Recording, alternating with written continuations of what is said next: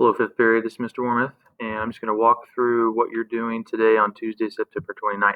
So as always, you can go to modules. You're going to look under Unit 2, under Week 7, and look for today's date, Tuesday, September 29th. Everything on this page is for today. Okay? Looks like a lot of stuff, but it's not really that bad. First, the reminders. Always check for missing work, and please contact me if there are zeros or missing signs in your grade book. So we can get those figured out. Yesterday we intended to begin, Heroes All Children Should Know, Perseus, on Study Sync, and finish it today on Tuesday. But actually we made it through yesterday. We had enough time and we read the entire thing. So your job today, if you're stuck at home, is to finish reading Heroes All Children Should Know, Perseus. There's a link here for you if you need it. And then if you'd like to, you don't have to, but you're welcome to watch this link. We have a different version in class. This is something that covers the story fairly well. It's not really an actual video. It's more of like pictures and someone's telling the story. But if you want to see Medusa, the Gorgon, and some of the other characters in the story, then you're welcome to click on there and watch. All right. After that, we're going to talk about action verbs and direct objects. So here's the 1-minute action verb lesson.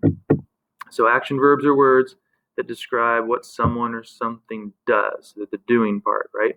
So an action verb names an action, but it doesn't have to be a physical action. Sometimes it's just a mental action. So if you think about a word like even think or love or hate, those could be words that describe a mental action. If you hate broccoli, you're describing some kind of mental action. You really don't like it. So the two examples here, Tyler swam faster than anyone else at camp.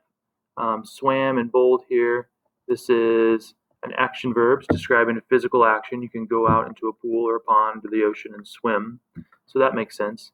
And the second example, Alicia calculated the score in her head.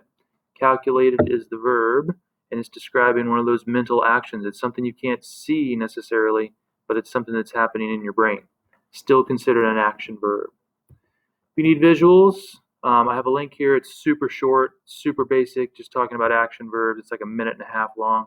This is from Khan Academy, which I like to use. David does a good job explaining things, so you're welcome to watch that if you need to, but you may not. And then direct objects. Direct objects, we'll see how this goes, but I remember doing direct objects when I was a kid in middle school, and they gave me the hardest time. But there's really not a lot to be scared of or to worry about with them. Basically, a direct object is what's receiving the action of the verb. So if you can find the action verb, you can ask the question, what or whom is doing whatever the action is. So, for example, Steve rode horses with his friends. Rode is our verb. Everyone should be able to pick that out. It's an action verb, right? And then you can ask the question, what did Steve ride? So you're combining the subject and the action verb to create a question. What did Steve ride? And he rode horses. That's what a direct object is. Okay, so your job when you're looking at examples later will be to try to pick out the action verbs in section 1 or exercise 1, and then you're going to try to pick out, I'm going to give you the action verb in exercise 2. You're going to try to pick out that direct object. Okay, if you have questions, you have problems, you can always email me and ask. And somewhere on here I'll stick an email me link too. I think those are helpful. So again, if you need David's take on it, here's a longer video talking about subjects, direct objects, and indirect objects. We're just focusing on direct objects right now. When you're ready to submit your answers for the worksheet, because that's what you're going to do, you can click here to get started. Let's see. It says this will be due on October 1st. That's Thursday. So you have today, you have tomorrow, and you have even Thursday to get this thing submitted and turned in. Remember, I'm giving you copies of a paper in class, but obviously if you're using this, you probably don't see me in class. So when you go to the assignment page, this click here, I need to make it a live link.